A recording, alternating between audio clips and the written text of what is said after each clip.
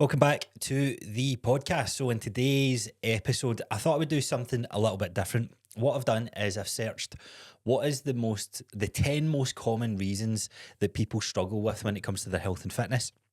Now, albeit these 10 points could be individual episodes, I'm going to start with just running through them all and giving you some advice on how to overcome some of those challenges. This is again off the back of, I guess, a few conversations throughout the week. The small group PTing that I launched a couple of months ago, these guys are on week 7. So usually like week 6, week 7, I'm sitting down with them all on that one-to-one basis, and we're zooming out and looking back at the past couple of weeks. And it's quite funny in some of these conversations. It's like, oh, I used to struggle with consistency and I'm struggling with my nutrition and X, Y, and Z. And I just thought, like, there's always common themes with what we struggle with. Everyone's going to be a little bit different, but I don't think you ever truly conquer any of these points. It's just always something that you're working towards. So if you're sitting there just now and you're thinking, look, I'm trying, I'm getting really frustrated that I'm not seeing any progress. I'm getting really frustrated that with my fitness journey, I know I want to be better with my health and fitness, but just can't seem to do it, then today's episode is going to help you out. Right, before we get into the episode, actually, one last thing. There is one thing that probably combats most of these points, and that is following a structure when it comes to the gym. Well, if you didn't know, I launched a 12-week workout program where a bunch of you guys have followed that and gave me great feedback about. Following a workout structure in the gym is one of the easiest wins that you can do, because your reps are planned out for you, your program's planned out for you, you know what exercises you're doing, and all you have to do is log your weights in each week, show up and try to either match the weights or increase it. Now, the 12-week strong program that I created does exactly that for you. It is a 12-week workout program with 3 different phases. In each one of those phases, there is different, themes on working on the slow control technical side of the exercises, to strength, to muscle building, and overall is a great program. There has been a bunch of testimonials that I'll need to actually throw up on Instagram and that sort of stuff. So if you're interested in using that, if you're someone who's working out consistently, but you don't really have a structure to your programming, you're honestly leaving so much on the table, give this a shot and try it out for free for 30 days. And if it's not for you, you can get your money back. Not try it out for free. You can try it out for 30 days. And if it's not for you, you can get your money back. So it is £12 per week. So it's reasonably cheap compared to what you would pay for personal training and that sort of stuff. So you get that experience for a fraction of the cost. So if you're interested in that, check the link out below the podcast. And yeah, try it out. Let me know what you think, and let me know if you've got any questions about it. Okay, let's get into this then. So we got the most common answer, or the most common searched for question, which is, how do I become more consistent? So I guess this one falls under the lack of consistency. Consistency is obviously, see if you follow a bunch of personal trainers who are range from 18 to 20-year-old, and then a 25 to 30-year-old, and then a 35 to 40-year-old, you're going to hear different answers when it comes to consistency. But you don't need to be perfect. The perfect diet doesn't exist. The perfect workout program, well, it does exist. It's the Bulletproof Coaching Strong program. But in all honesty, there is no perfect formula. It's all about, like, what can you do to show up? And really, when you break this down, that there's a couple other points throughout the episode, this all or nothing mentality. There's a lot that goes into this, but lack of consistency is the underlying theme for most people not seeing what they want when it comes to their fitness. I would actually challenge a lot of you guys who are saying, like, no, I'm going to the gym consistently, but your lack of consistency may be the structure of the workout, it may be the rep ranges that you're doing, it may be the nutrition side of things, that you're tracking food, but when it gets to a weekend, you're not necessarily tracking, and that's where maybe there is an extra few thousand calories. So inconsistency kills progress more than anything else. How do we combat that inconsistency? How do we become more consistent? Well, there's a number of different ways to build consistency, but not to make this episode too long, one of my favorite things to do that is by buddying up with someone. Like the small group coaching, just to kind of bring that to, or to use that as an example, I've got guys and girls in there who I've even worked with on a one-to-one basis, and they're more consistent now than they were when we worked in that one-to-one, simply because there's a group of people that share in the journey.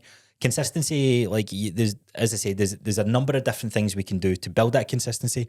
But if you can share the journey with someone, your spouse, your partner, your friend, it honestly makes that journey a whole lot more enjoyable, fun, and also almost keeps you accountability.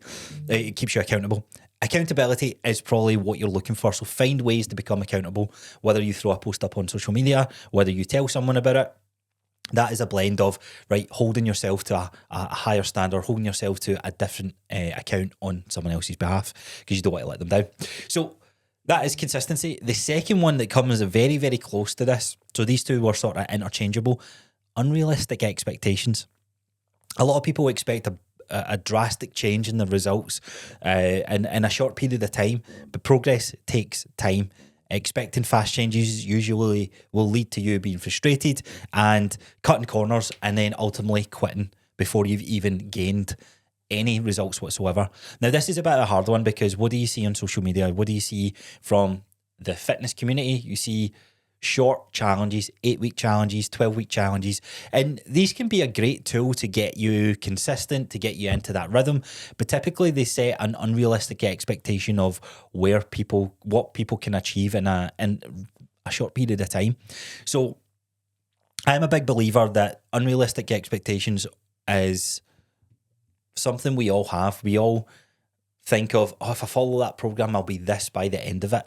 But I would say it usually takes double the time, right? Whatever you think you're going to achieve in 4 weeks, double it, because that's really what it'll come down to. And some people, particularly you guys and girls out there who have a lot of weight to lose, the expectation that you can lose all that weight in a year, for example, is still not that long, because you've spent 5, 10, 15, 20 years of these ingrained habits that are built into you, slowly gaining that weight and your body adapting to that. So not you show up to a 12-week program or a 6-month program.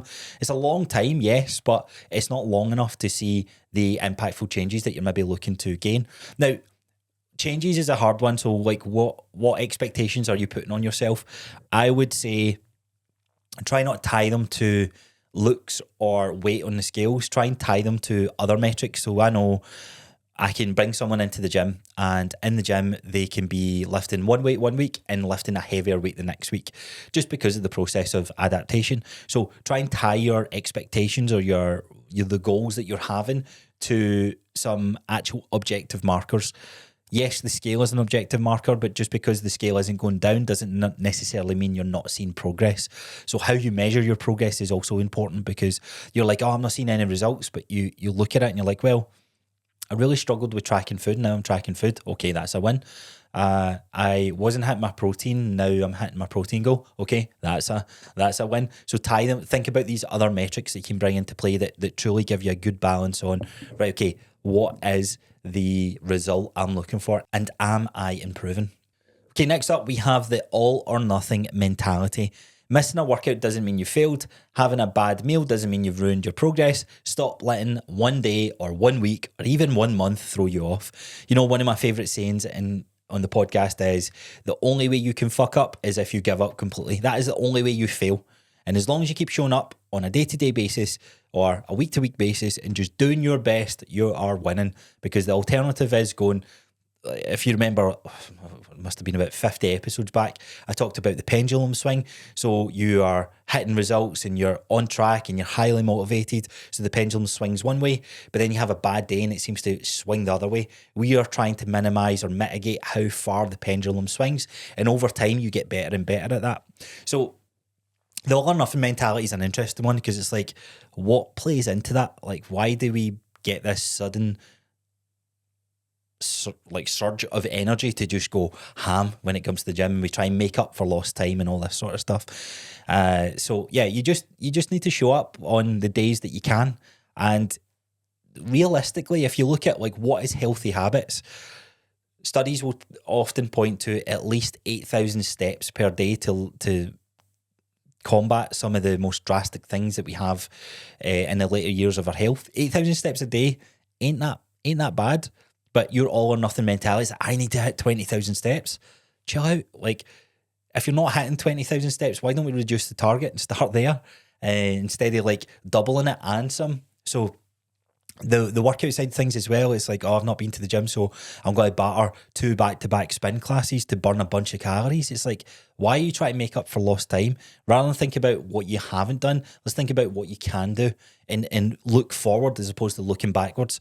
I love the quote that's like, you can't drive forward if you're always looking in the rearview mirror. And that's almost what this all or nothing mentality sort of, the picture that it paints, because 9 times out of 10, why you're doing so much in one workout is because you feel the guilt from what you haven't done. Fuck it, it's not been done, right? Chuck that out the window. The best time to plant a tree was 20 years ago, and the next best time is today. So think about what can you do today to move forward, not necessarily what you're doing to move back. Okay, point number 4. So I don't know why this is a bit controversial, but poor nutrition awareness. There is a bit of an attack on tracking calories. And look, I understand, right? There is emotional triggers when it comes to food. There is behaviours tied to food. It's usually a stress relief for most of us, etc., etc. But the awareness of what we get from food is one of the most key skill sets that everyone has to have, right? When to reverse diet, what your maintenance calories looks like, how much protein that you're having, how much carbs that you're having, how much fats that you're having. Not even to say like we need to quote unquote diet, but just to understand, oh, okay, like I'm feeling really good just now. Like, what is going on? My digestion's good, my energy's good, my sleep's good. What am I doing in my life? If I'm being honest, this is one that most of us don't really do, but getting your blood work done every 6 months. We get an MOT on a car every year. How's our car going? Okay, it needs X, Y, and Z done. We don't do it with our hormones, with our health. So getting a full blood work panel where we can see how things are working. And then one of the main attributes to what positively or negatively impacts that is our lifestyle behaviours, what we're doing, but more importantly, the food, the fuel that we're putting in our body. Like if you have a diesel car and you put petrol in it, like the car doesn't go. And almost with the rise in highly processed foods and highly engineered foods, our body, yes, it can adapt and it can process it, but things start to respond differently as we start to age. So we want to be fueling our body with the right nutrients. And one of the best ways to do this is getting a bit of an awareness around food. So poor nutrition awareness is probably what catches or trips a lot of people up. Where would you start with this if this is a point that you are struggling with? Well, I'd start with 2 basic tracking elements. I wouldn't worry too much about the calorie side of things. I would hit protein and I would hit fiber. So for men and women, protein goals would normally be based off your body weight or your ideal body weight. So grab that in kilos, times it by 2, stick there. You can have a range of roughly about 1.7 to 2.2, 2.3. So you would take your weight. So for example, let's say I'm 100 kilos. I would times it at the maximum, 2.2, which would give me 220 grams of protein. You can overeat protein, but main thing is to pay attention to your digestion. And as long as you're in that sweet spot on a day-to-day basis, you will see drastic changes to your fitness. You'll see drastic changes to your health, your energy, your skin, your hair, your nails. All these rewards you'll be able to reap just by focusing on hitting your protein goal. The second thing would be fiber. Fiber, I think, is roughly about 25 grams for women and 35 grams for men. So again, this isn't a hard and fast rule. Track it, look to improve it, because the way where we get our fiber from is typically fruit and vegetables, seeds and all that sort of stuff. So it's really great. It is great for our digestion, but then we're also getting the reward of having fruits and vegetables. I'm due to do another episode on this because nutrition is a very complex subject to talk about, but also very complicated to work out. Everyone's got their own nutritional fingerprint. So what works for me doesn't work necessarily for you. And let's say we have 10 people who live the same lifestyle. Each one of those individuals will have a different reaction in terms of where the metabolic rate is, the lifestyle behaviours that they have, the nutrition behaviours that they have, the psychological impact that they have of when they choose certain foods and crave certain foods. So it's very, very different from person to person. But when it comes down to you looking to lose body fat, the rule remains the same. Your body has to be burning more calories than what you're consuming, or you have to be consuming less calories than what your body needs to operate, if that makes sense. So those two things there, that number changes from every single person, and there's different processes like reverse dieting, increasing your calories without gaining weight, not chronically dieting all the time, that can impact this number. So we'll do a deeper dive on it, but honestly, if you just eat whole foods 80% of the time, so minimizing how processed the foods that you have, so packaged meal preps or packaged ready meals, should I say, or wrappers of bars, try and stay away from them majority of the time. Hit your protein goal, hit your fiber goal. That would do pretty well for most of you guys. Okay, I like this next one, time management. I don't have enough time in the day to get things done. So a younger version of me would be like, make time. We've all got the same 24 hours in a day. Shut the fuck up. You don't have kids. You don't have a career. You don't have the stresses from life. I'm living at home with my mum and my dad, and I'm just enjoying my life, right? And I can easily turn around to the camera and say, you've got the same 24 hours that all of us have. Just fucking work harder. Arrogant little prick I was, thinking that way. Luckily, I wasn't a personal trainer back then, but I was giving fitness advice to my office colleagues that I used to work with. Like, just get up earlier, man. Just fucking get into the gym. Doesn't work that way. So time management, yes, it is something that we all struggle with. And just like the nutrition side of things, we all have our own lifestyle. We all could wish for more hours in the day, but you don't need more hours. You just need to find a routine and a bit of a structure that works for your schedule, that isn't too unrealistic, because if it's unrealistic, it's not going to be sustainable. You can be highly motivated and you're like, yeah, I can get up at 4 every single morning. But see, if you're going to bed at midnight, 1, 2 in the morning, then it ain't going to be the right fit for you. So you have to find a routine and a schedule that works for you. Workout wise, this is where it's like, oh, I don't have time to work out. It's like, right, let's look at the workout itself. It doesn't need to be an hour. For some people, it can be 15 minutes. Actually, I would argue that the 10-15 minute workout would do better to individuals who was like time poor. Is that a word? Or is that a phrase? Who really struggle with getting to the gym and having an hour out their day. Like, you can have a 15-minute workout. It can be a home workout. It can be a resistance band workout. It just needs to be something. And I would say if you're struggling with this one, I tell you what, this is going to be one of the next episodes I do on the different strategies that you can do if you're struggling with time, the different types of workouts that you can do, and the different behaviours that you can live on a day-to-day basis. Again, when it comes to the steps side of things, 8,000 steps is pretty achievable for most people, but some people generally struggle with the lifestyles that they have to hit that. So reduce it, like find out where you're at, see what you can do to improve. And then once you hit your ceiling, your cap, that then becomes, right, okay, we need to look at other ways of maximizing your step count. The walking pad, just standing up and doing like a stretch as you're working. There's so many different ways to tackle that. So yeah, time management, interestingly enough, again, the best advice I can give here, the main point to take away here is, don't try and mirror someone else's lifestyle. Don't try and mirror what the best, most optimal morning routine is. Find your morning routine. Find your schedule that works for you. Okay, next one. I don't see any progress even though I'm training multiple times throughout the week. So a lack of progression in your training. This is typically from someone who's doing the same weights, doing the same program, doing the same rep ranges for months on end. You would have seen change at the start, but typically what happens is your body adapts to that, and you don't see much, if any, change later down the line. So you need to challenge the body. You need to change up the resistance, change the phase of training, whether it's newer exercises, newer rep ranges, different sets, so on and so forth.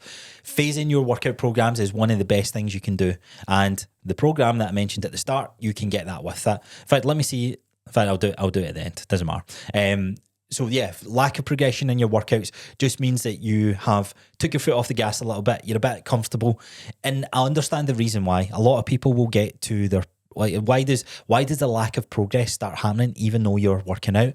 Well, it's because you've seen results at the start and you think, okay, when was it I was seeing the most amount of results? You go back to the diet that you've done, you go back to the method of training that you've done, and you try and recreate that. But your body is adapted to it, so we need to find a new way of creating that stimulus. Okay, point number 7, one of the biggest reasons you're not seeing any results when it comes to your fitness is because you're neglecting your recovery. This is for those out there who are caught up in the High Rocks world. You most likely are training twice a day, you're training 7 days a week. Neglecting your recovery ain't a smart strategy. Poor sleep, no rest days, high stress, just a recipe for low testosterone, low mood, no energy, and just general shit feeling. So all of this is going to affect your results. Believe it or not, where we see most results or most progress when it comes to fat loss, muscle gain, is when we sleep, when we rest. So for the young parents out there, or the parents out there who have a young child, unfortunately, this is just one of those things that you're going to need to look at other areas of your life to get your optimal sort of recovery, which is going to most likely come from your nutrition, come from managing the stress in the workouts. You doing 5-6 days of training, chasing that high cortisol, high impact, high intensity training is not the right move at this point in your life. I know you maybe get a dunt, you get this feeling of, oh man, I feel really good because I've worked out, but you need to find ways of managing that stress a little bit more. That's all recovery is. It's managing the stress that that you've had from either hard training or not having a good night's sleep. We need to give our body a chance to react, recover, and grow from the certain stimuluses that we're sending throughout the day. So sleep side of things, I would say, is the best one to tackle. But for the parents, like it might be the nutrition. Sleep for most of us, though, we are definitely taking it for granted, because when the family comes along, when the kids come along, we don't have that same luxury. But I would try and aim for same time every night, same time every morning. Have that as your window. Aim for the 7 to 9 hours is usually the best rule of thumb. It is a superpower. It is honestly like being on steroids. If you can nail that part, watch what happens to your results. Okay, point number 8, we have chasing too many goals, right? Looking for fat loss, looking to gain muscle, want to change, want to become more endured, have more flexibility. There's too many different things. What to do at High Rocks, what to do 100k, whatever it is. Focus on one thing, one particular thing for the next 8 weeks, for the next 6 weeks, for the next 12 weeks.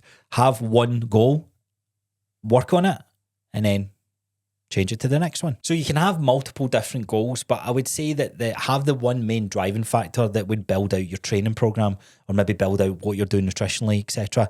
You can absolutely gain muscle and work on your endurance at the same time. That's the new cool thing to do with the hybrid training. But if you really want to get stronger, focus on getting stronger. If you really want to become a better runner, focus solely on the running. What this would look like for someone who's training 4 or 5 days is predominantly most of the sessions revolve around, it's like Scooby-Doo, your endurance part. So different running sessions.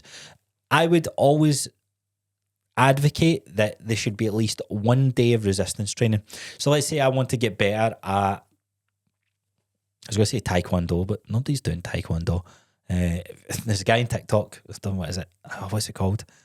Don't know what. It's like a variation of Taekwondo, and he's just throwing people about, and it's all like the ultimate self-defense. That ain't working. But anyway, MMA or jiu-jitsu, kickboxing. If you want to be a better fighter or a better sports athlete, focus predominantly on the sport, but have an element of your endurance, have an element of your resistance training.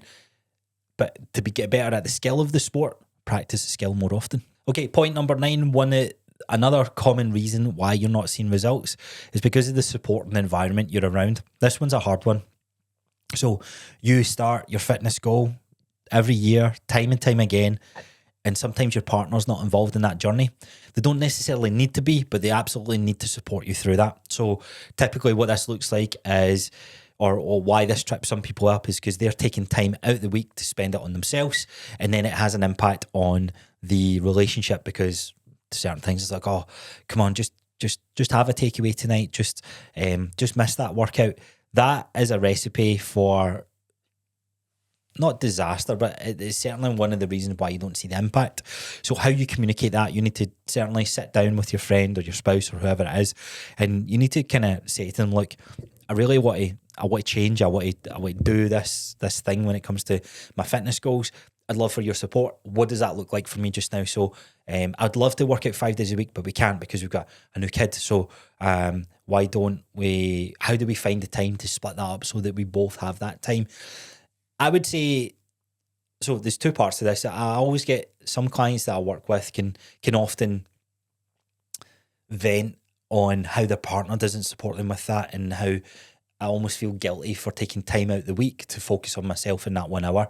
So if you're getting that time out, so let's say you're getting 3 hours a week to work out and work on yourself, is there a world where you can give that 3 hours back? So can you say to your partner, okay, you might not want to do anything with your fitness, but I'm going to give you these 3 hours back, and I'll take the responsibility so that you don't have to worry about looking after a young family, for example. This seems to be a common thing.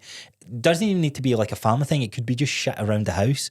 I know for a fact that this can cause a lot of tension within a relationship, and it's like, well, no, I'm doing this for me, but also as I'm doing this for me, here's the hours back, right? You go out, do whatever you want to do.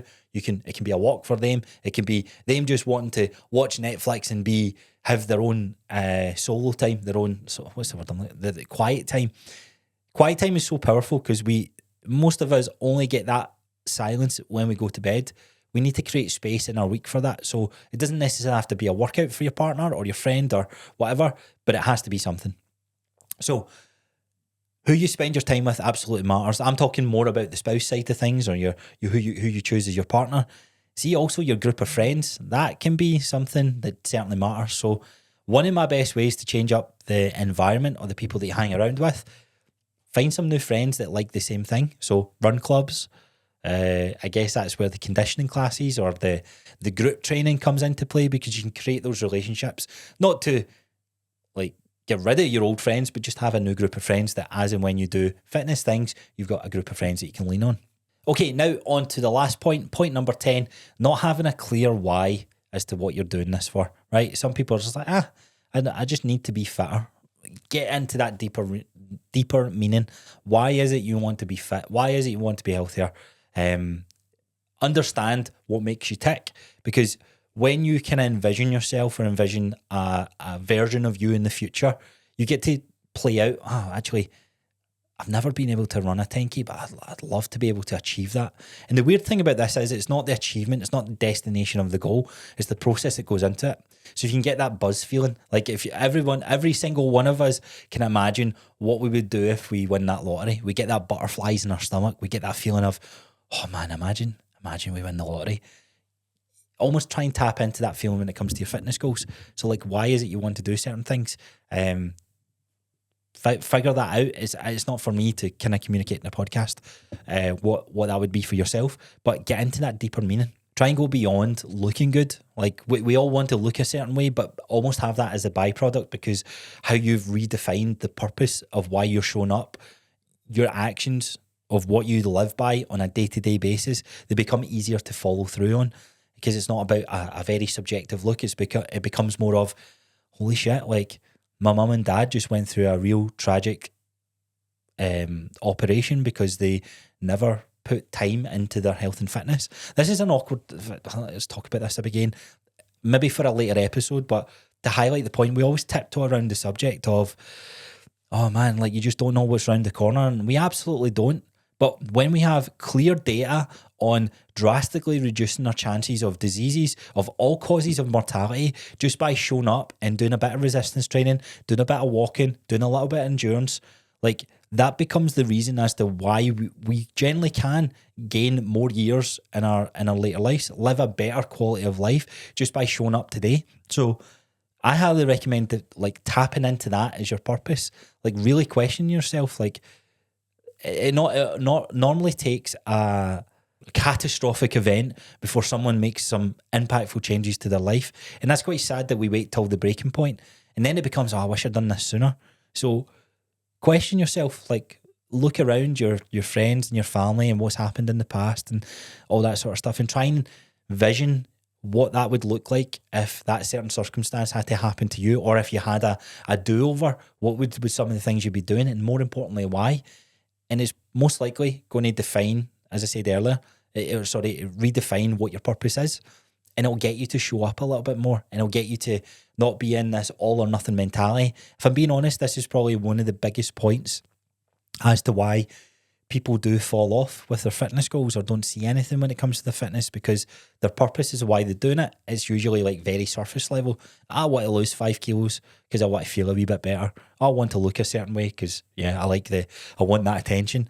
But get down, peel back those layers and get under a stronger meaning. So that wraps up 10 points. As I said, like these are quick fire reasons as to why you might not be seeing progress, and hopefully it gives you some food for thought on, right, actually that is where I'm tripping up. As I said, I want to do deep dives on each one of these points as their own episodes, but I want to hear from you guys as well. This isn't I don't want to overwhelm you with so much information. I just want to highlight the 10 common reasons so you can look back and go, and you can reflect a bit and go, you know what, that one hit home for me. That is one thing that I need to change. Use that as your starting point and watch what happens as you start to build momentum and build more consistency around what it is that you do.